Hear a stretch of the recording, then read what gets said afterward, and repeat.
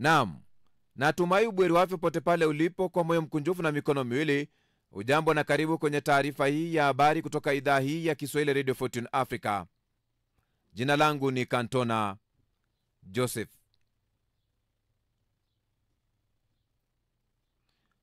Wakili mashuhuri wa Afrika Mashariki na mwanasiasa raia wa Kenya, Martha Karua, kupitia ukurasa wake wa X amedhibitisha kuwasili nchini Uganda kwa ajili ya kesi inayomkabili mwanasiasa mkongwe Kizza Besigye pamoja na mshirika wake Obed Lutale.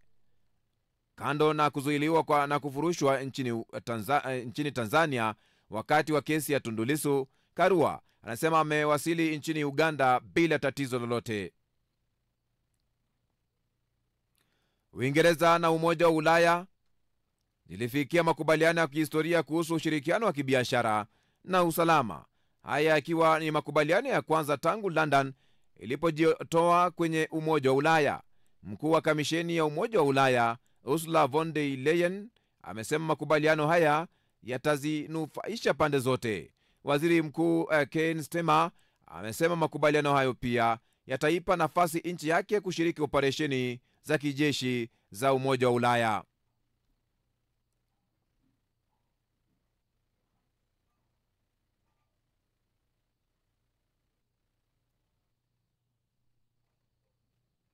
Rais wa Rwanda Paul Kagame amesema kwamba bara la Afrika linafaa kuweza kuwa linajisimamia katika masuala ya usalama ili kuweza kuepuka hali ambayo inajitokeza katika njia ya uratibu. Paul Kagame amesema wakati umefika kwa bara la Afrika kujitegemea katika masuala ya ulinzi na usalama, akisisitiza umuhimu wa bara hilo kuwa na mikakati binafsi kukabili changamoto za usalama. For far too long, our security. Kwa muda mrefu usalama wetu umechukuliwa kuwa mzigo ambao umekuwa ukishughulikiwa na watu wengine bila ya kutuhusisha, na mara nyingi hatufaidiki wala hawatafuti kupata ushauri wetu. Mwelekeo huu haujafanikiwa. Kinachoonekana hapa ni mpango wa makusudi wa kubadilisha mtazamo na mwelekeo wa namna bara Afrika linajihusisha na swala zima mjadala kuhusu usalama wa dunia. Kagame ametoa kauli hiyo wakati wa kongamano la kimataifa kuhusu usalama barani Afrika linalofanyika mjini Kigali nchini Rwanda.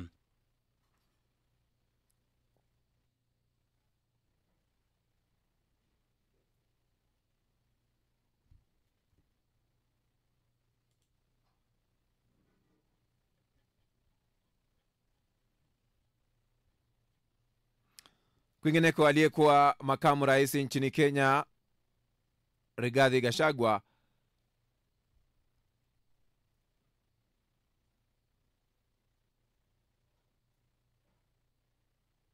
amesema kwamba serikali ya Kenya iko kwenye mkakati ya kuweza kumwekea sumu. Aliyekuwa naibu wa rais wa Kenya ambaye sasa amekuwa mkosoaji mkubwa wa serikali, Rigathi Gachagua anadai serikali ya Rais William Ruto ina njama ya kumuua kwa kumpa sumu. Aidha, Gachagua anadai Rais Ruto ameagiza walinzi wake binafsi wapokonywe silaha, hatua anayosema itatoa nafasi kwa wahuni kumshambulia. Maagizo ni kwamba nipewe sumu kupitia njia ya kupumua ambayo itapooza ubongo wangu kwa kipindi cha miezi 3. Rais Ruto pia ameagiza walinzi wangu wapokonywe silaha na leseni zao ili mimi niwachwe bila walinzi, hatua itakayoruhusu wahuni kunishambulia na pengine kuniua. Gachagua ambaye aliondolewa madarakani kupitia bunge tayari ametangaza kuwania urais kwenye uchaguzi wa mwaka 2027.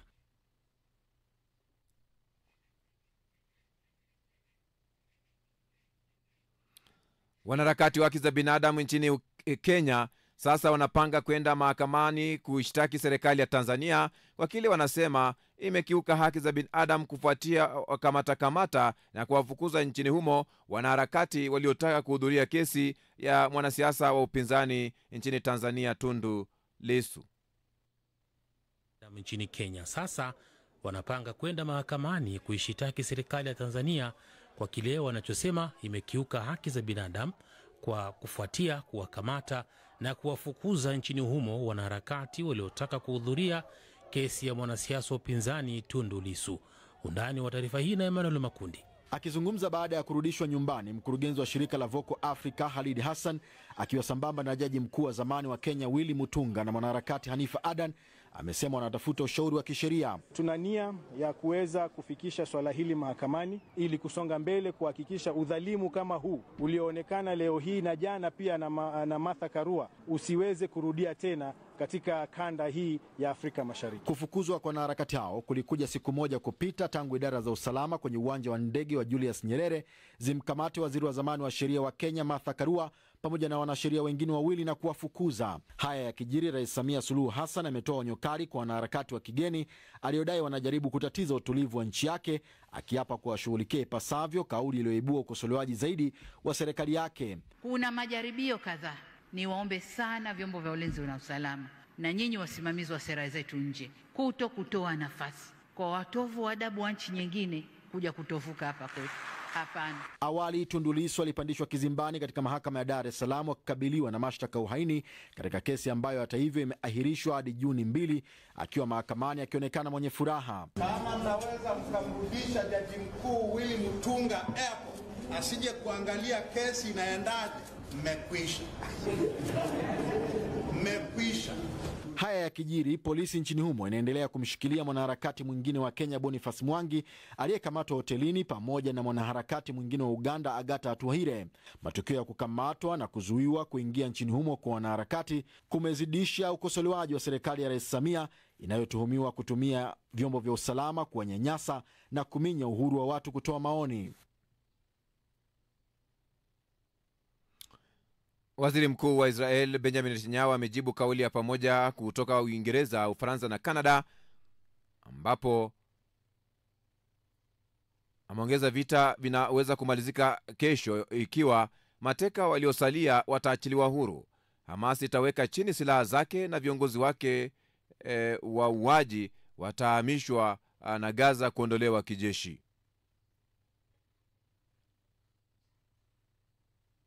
Uingereza, Ufaransa na Kanada zimeonya Israeli kuwa zitachukua hatua za madhubuti ikiwa itaendelea na upanuzi mbaya wa operesheni ya kijeshi huko Gaza. Sir Keir Starmer aliungana na viongozi wa Ufaransa na Kanada kuitaka serikali ya Israel kukomesha operesheni zake za kijeshi na kuruhusu mara moja msaada wa kibinadamu kuingia Gaza. Hakuna chakula, mafuta au dawa iliyoruhusiwa kuingia Gaza tangu tarehe 2 Machi, hali ambayo Umoja wa Mataifa ilieleza hapo awali kama kusababisha maafa kwa wakazi wa Palestina. Waziri Mkuu wa Israel Benjamin Netanyahu alijibu kwa kusema viongozi hao watatu wametoa tuzo kubwa kwa Hamas katika vita vya Gaza. Siku ya Jumapili, Netanyahu alisema nchi yake itaruhusu kiasi cha chakula kuingia katika eneo hilo baada ya kizuizi cha muda mrefu cha wiki 11, lakini inapanga kudhibiti Gaza yote.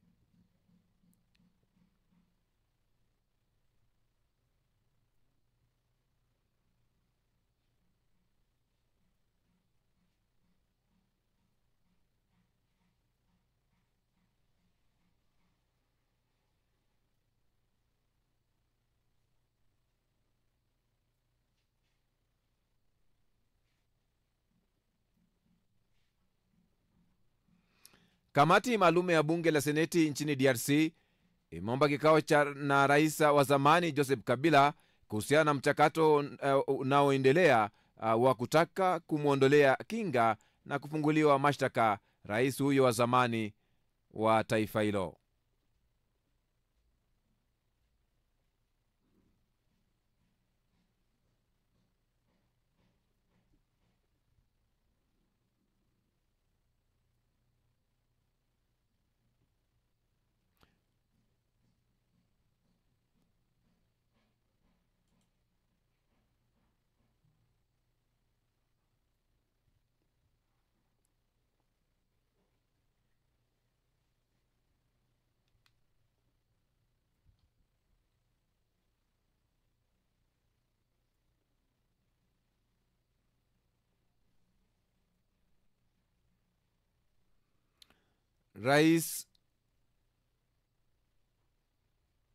wa Marekani Donald Trump amesema baada ya mazungumzo ya njia ya simu na Rais Vladimir Putin kwamba Urusi na Ukraine zitaanza mara moja mazungumzo ya kusitisha mapigano, licha ya Kremlin kusisitiza kwamba mchakato huo utachukua muda. Na madaktari wa Gaza wamesema mashambulio Israel yaendelea na kuishambulia miundombinu muhimu kule Gaza. Kwa mujibu wa maafisa wa afya wa Palestina, mashambulio hayo yamesababisha vifo vya watu takribani watu 60. Mashambulio hayo ya usiku wa kuamkia leo yamefanywa katika mji wa Khan Yunis na maeneo ya kaskazini ikiwemo Deir al-Bala, Nuseirat, Jabalia na Gaza City. Jeshi la Israel halikutoa tamko lolote kuhusiana na shambulio hilo, ila hapo jana Jumatatu liliwatahadharisha wakazi wa mji wa Khan Yunis kusini mwa Gaza kwamba waondoke katika eneo hilo.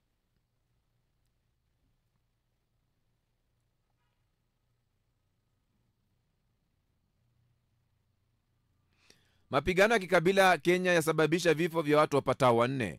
Mapigano hayo kati ya jamii ya Gabra na Wayu katika jimbo la Marsabit yamezusha hofu miongoni mwa raia. Akithibitisha matukio hayo, kamishina wa jimbo la Marsabit James Kamau amesema maafisa zaidi wa polisi wametumwa eneo la Dukana kudhibiti hali hiyo na akatoa onyo kali kwa wanaochochea jamii hizo mbili.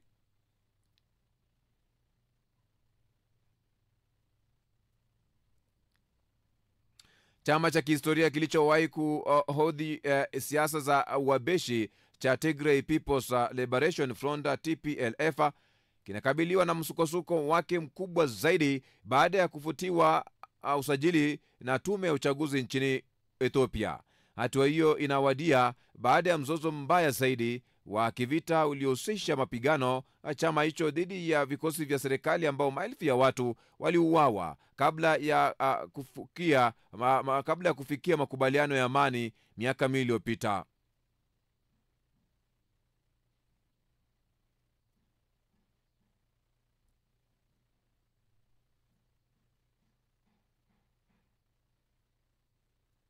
Shirika la Umoja wa Mataifa kuhusu wakimbizi eneo la Kongo lawarejesha Wanyarwanda 1100 nchini mwao. Wanyarwanda hao ni wakazi kwenye kambi la wakimbizi nchini Jamhuri ya Demokrasia ya Kongo, ambapo shirika hilo limekuwa likiwahudumia wakimbizi wa Umoja wa Mataifa. Linasema operesheni hiyo ni sehemu ya juhudi za kusaidia wakimbizi kurejea nyumbani kwa hiari.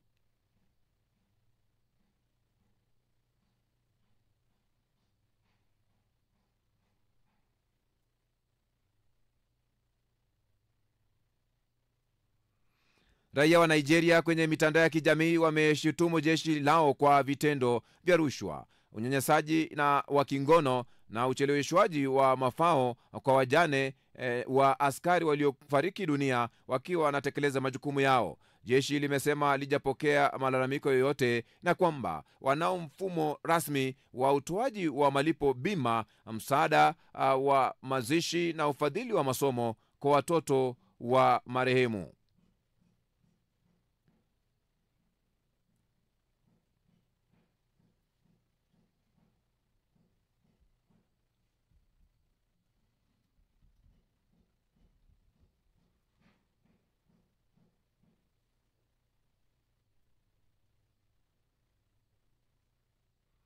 Seneta mmoja nchini Kenya ameelezea kuunga mkono hatua ya rais wa Tanzania Samia Suluhu Hassan kuwapiga marufuku wanaharakati kutoka Kenya. Samson Cherargei, seneta wa kaunti ya Nandi, anasema ni haki ya Rais Samia kuzuia watu wanaoingilia masuala ya nchi yake kutoka nje. Baadhi ya wanaharakati kutoka Kenya walitimuliwa nchini Tanzania waliokuwa wamepanga kuhudhuria kesi ya kiongozi wa chama cha upinzani nchini humo Tundu Lissu. Hata hivyo, kumekuwa na kampeni mitandaoni ya kutaka kufahamu kuhusu taarifa za mwanaharakati Boniface Mwangi kutoka Kenya na Agatha Antuharie wa Uganda.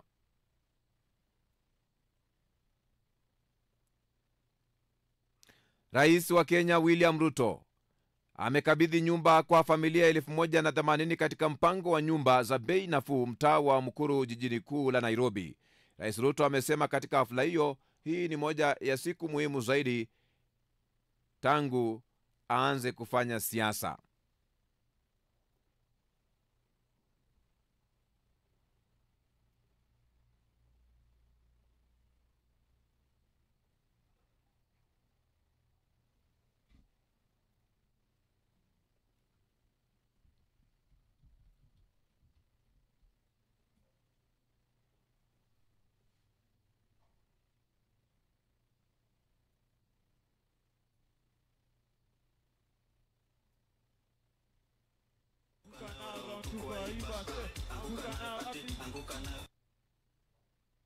Mungu, tunaomba uwe mwenyeji katika estate hii, ili uweze kutupatia amani, uweze kutupatia umoja, mapenzi ya tande katika estate hii.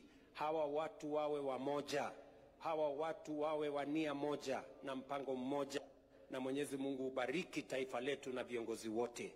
Katika jina la Yesu tumeomba na sote tuseme amen.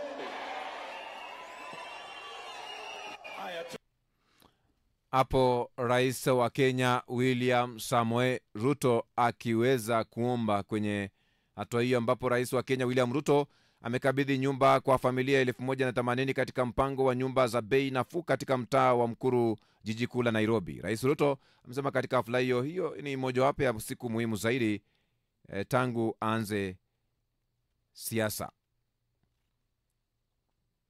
Jeshi la polisi nchini Tanzania limekana taarifa ambazo awali ziliwekwa katika mitandao wake wa X kwa madai kuwa mtandao huo ulikuwa umedukuliwa Jumanne asubuhi.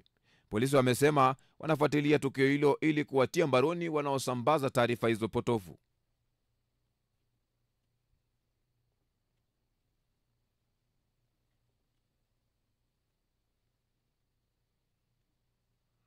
Rais wa Marekani Donald Trump mnamo siku ya jana alitoa maoni mengine kwa waandishi wa habari na kusema mtangulizi wake Joe Biden aligunduliwa na saratani na hatua ya 9, akichanganya hatua za ugonjwa huo na mfumo wa daraja la Gleason, saratani ya kibofu.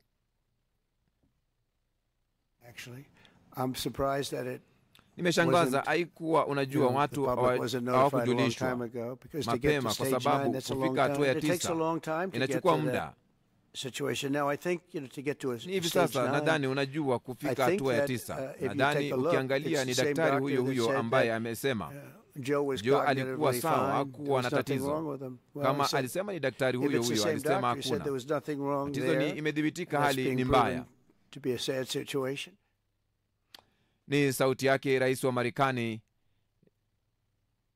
Donald Trump.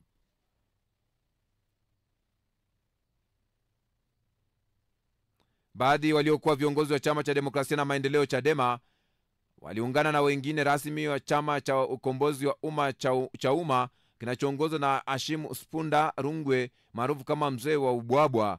Baadhi ya viongozi waliohamia Chauma ni pamoja na Salim Mwalimu, Benson na Kigaila na Devodha Minja. Uamuzi huo unawadia siku chache tu baada ya kutofautiana na uongozi wa Tundu Lissu ambaye ndiye mwenyekiti wa taifa wa Chadema.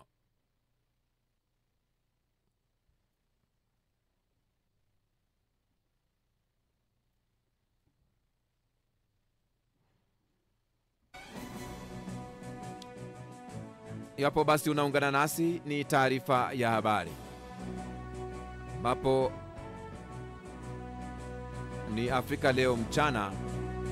Vipaumbele vyetu kwenye taarifa yetu ni kwamba mahakama ya juu ya Kenya imezuia kwa muda kuchujwa kwa wateule wa tume huru ya uchaguzi.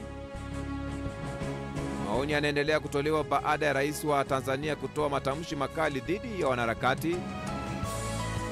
Waasi wa Houthi wa Yemen watangaza kuzuia safari za baharini kwenye bandari ya Haifa ya Israel. Marekani inaweza kuitenga Israeli ikiwa mauaji ya halaiki ya Gaza yataendelea.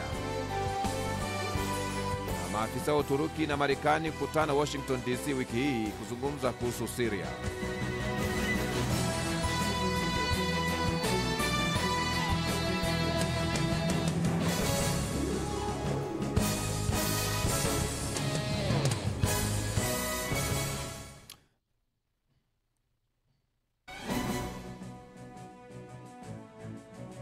Kabla ya kupokea maoni yako, mpenzi msikilizaji, pote pale ulipo, tunakuomba simama na kituo hiki kufikia malengo yake ya uratibu kwenye hatua ya kununua transmitter yenye uwezo wa kurusha matangazo yake mbali na kwa njia nzuri atakayotanua wigo letu na kuwafikia mamilioni ya watu kwa njia ya FM. Unaweza wasilisha mchango wako kupitia paybill namba ni 625. Account namba ni 012450 85217800. Au till namba ni 4561468 kupitia mitandao yote. Hii ni idhaa ya Kiswahili ya Radio Fortune Africa. Mambo yetu, safari yetu, maisha yetu na utamaduni wetu na imani yetu. Sikiliza idhaa hii kwa vipindi bora, matangazo yenye tija, vile vile ukweli na burudani. Kituo chako kinachokuwa kwa kasi sana duniani.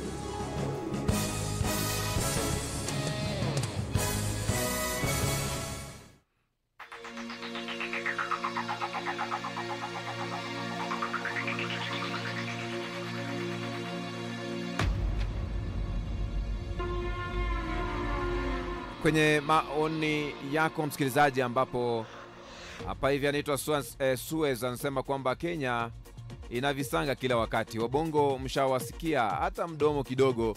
Tumalizane hapa kwanza, tuulizane. Cha wabongo ndio nao wameanza, wacha tu keep off.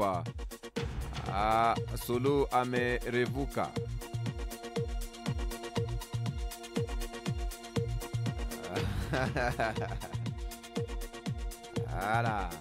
Miraji anasema wanaharakati wa Kenya wamalize ya kwamba mambo yao huko, iweje waje wazime moto wa jirani hali ya kwao kunateketea, na wanataka waje wachome moto wa huku. Edwin Nyamima anasema nilidhani ni mwingine, achana na huyo. Nae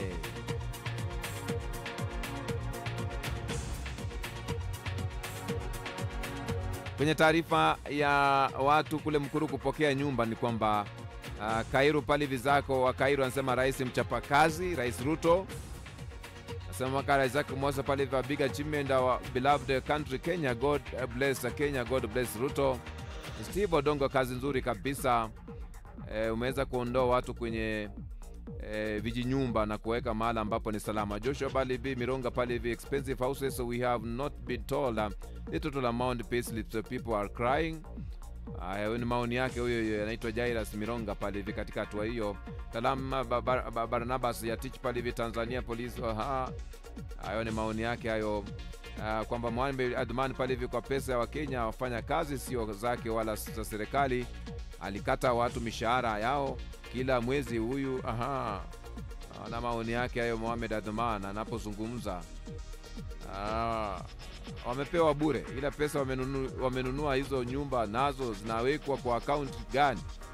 For accountability. Since Kenya Wakenya wanalipa house levy na hizo manyumba inajengwa na tax in the name of house levy. Ndio mambo hayo. Lazima pia pua linaingizwa wa kila kitu. Asikia wanatoa maswali, mtu anatoa maoni ya kwake jamani. Ndio maana jukwaa lipo kwa sababu ya hilo. Atolekea upande wa Besha ama Ethiopia ukipenda. Judith Spara pale hivi Marisa anasema kutoka Moshi, Uhuru Shimbwe pale hivi Tanzania, na wapata vizuri sana Radio Fortune Africa. Asante. Afande pale hivi Baje pale hivi Jangwani pale maeneo ya Karioko Dar es Salaam. Acheni anasema badala ya kutuletea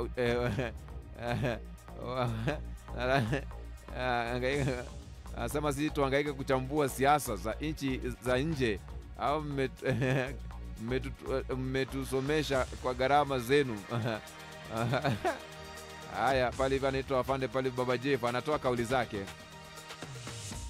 Ajaberi pale hivi Masatu pale hivi Arusha pale hivi fikia hatua kama mfumo wa vyama vingi hamna mashiko, ni vema viondolewe walivyofanya mali pale. Sema Mareji pale hivi Zakaria pale hivi Mjwanga pale hivi anasema Waitigi pale hivi Singida, kwa nini tume ya uchaguzi huko Ethiopia ikifutie chama cha TPLF akifutiwe usajili? Anauliza swali. Robo pale hivi Mchina pale hivi fundi simu pale hivi Mpanda Katavi Sema Umoja wa Mataifa msifumbie macho kinachoendelea huko Gaza. Audas pale hivi Marini pale hivi Kilimahewa pale hivi Big Bite pale hivi Mwanza Tanzania. Mizozo hiyo inadhoofisha vyama vya Tanzania. Chadema ndo mambo yalivyo. Adidas pale hivi Asenga wa Arusha pale hivi Tanzania asema Radio Fortune Africa kwa matangazo yenu murwa na wapata mbashara kutoka kaskazini mwa Tanzania kupitia Kitandahazi ama ukipenda Facebook. Asante sana. Vile vile anasema kwamba United Sudi pale hivi Masud pale hivi wa Santiago pale hivi Msongola Dar es Salaam na wapata vizuri sana Radio Fortune Africa RFA. Asante sana. Ima Mwacha pale hivi wa Moshi Kilimanjaro Tanzania. Kikubwa ni uzima, Mungu awalinde wasio na hatia. Asante sana, nashukuru. Majaliwa pale hivi Mashaka pale hivi wa Iringa. Asante sana, anasema kwamba nasikiliza matangazo yenyu ya mchana vizuri. Asante sana, nashukuru. Zoi Saba pale hivi Jane Claude pale hivi wa Bujumbura Burundi. Mimi binafsi naomba kufutiliwa leseni ya TPLF pale hivi ni kuchochea pale machafuko ni kuzima moto kwa kutumia petroli. Haya tunasikia pale hivi ninavyozungumza pale hivi. Shadadi pale hivi Idrisa pale hivi maarufu kama Baba Shakira pale hivi Wakashai pale hivi Bukoba Kagera pale hivi Tanzania. Hii ni chondo ndo cha moto pale hivi inavyo vikabili pale hivi vyama siasa haswa upinzani. Haya ndo hali yake anayezungumza katika hatua hiyo. Anataka pale hivi amani, sema bora ikivutwe kwa sababu vibaraka wa wazungu mwaka 2022 walitaka kuipindua serikali wakishirikiana na makomando waliodhaminiwa na wazungu. Fuatilia utapata hayo. Ndio hali ambayo inajitokeza katika hatua ya hali hii ambapo mzozo uliopo kati ya chama cha kikubwa cha upinzani TPLF pale inapojofisha siasa za Ethiopia. Ndio swali ambalo tuliweza kuuliza. Kabale pale hivi anasema Dr. pale Pacific anasema pale mjambo pale Radio Fortune Africa. Si jambo. Anasema pala mimi ni Pacific nikiwa mji wa Goma pale hivi mashariki mwa Jamhuri ya Demokrasia ya Kongo. Naongelea kuhusu vita, mpaka lipi vita vitakoma mashariki mwetu mwa DRC? Ndio swali ambalo analiuliza pale hivi na mashiko yake pale hivi na mafadhaiko kwamba ni lini amani itapatikana katika eneo lile la mashariki ya Jamhuri ya Demokrasia ya Kongo. Pale hivi katika hatua hii kwamba ya swala la Urusi na Ukraine kuanza mazungumzo karibuni. Pale hivi Zaya Sambo pale hivi mpenda amani anasema kwamba hongera kwako Rais Donald Trump kwa jitihada zako za kutafuta suluhu baina ya Urusi na Ukraine. Viongozi wengine wamuunge mkono kufanikisha adhma hiyo.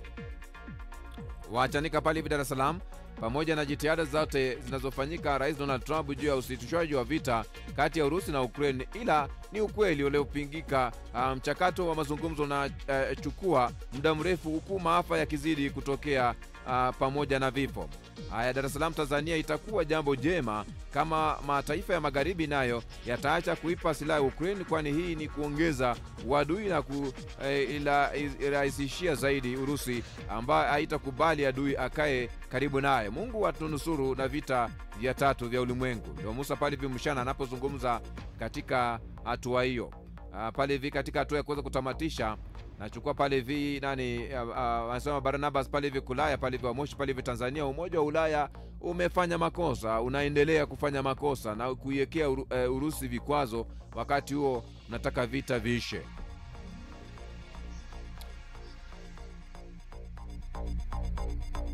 Iwapo basi unaungana nasi, ni taarifa ya habari kutoka idhaa hii ya Kiswahili ya Radio Fortune Africa, ambapo katika hatua hii kabla ya ni tukue mapumziko kwamba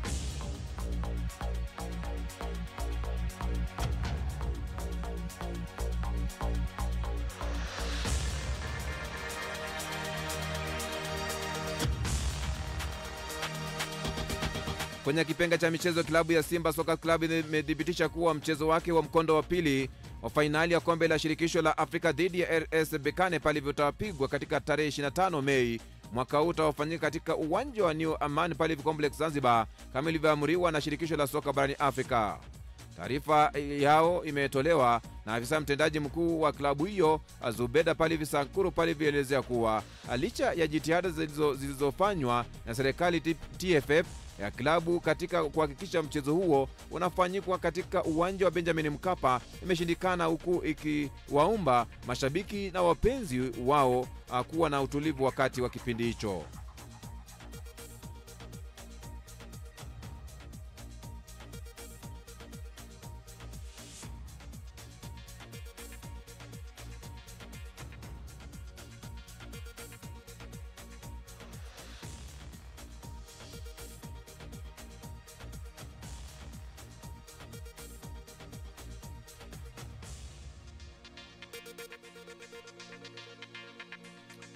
Kwingineko ni kwamba mshambuliaji wa Wolves Matthias Cunha anatarajiwa kujiunga na Manchester United baada ya msimu kukamilika weekend hii, huku klabu hiyo ya soka ya England inatarajia kuanzisha kipengee cha kutolewa kwa mchezaji huyo wa Brazil mwenye umri wa miaka 25 kwa paundi milioni 62.5.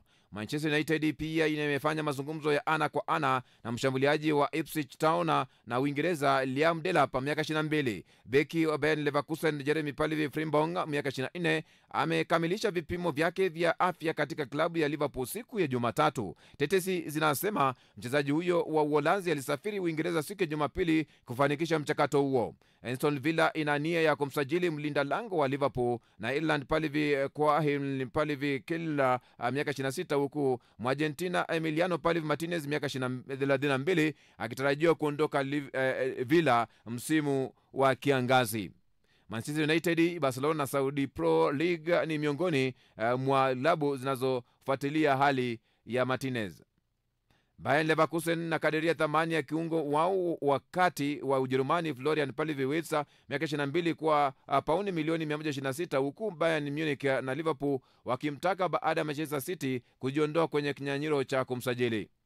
Mkufunzi wa Sheffield Wednesday Palivi Ujerumani Danny Lonley miaka 36 anawania nafasi ya klabu ya Soton. Mwingereza Will Steele miaka 32 pia yuko katika kinyang'anyiro hicho. Marcel haina nia ya kumuuza mshambuliaji wa zamani wa Manchester United Mason Greenwood miaka 23, lakini huenda ikalazimika kufanya hivyo kutokana na hali ya kiuchumi. Sunderland ina hamu ya kumsajili mlinzi wa Montpellier wa Mali Modibo Sagnan miaka 26 endapo itashinda kupata ligi ya Premier kupitia mechi ya mtoano au kusalia kwenye ubingwa. Na kwa uzio basi inanipatia fursa ya kwenda mapumzikoni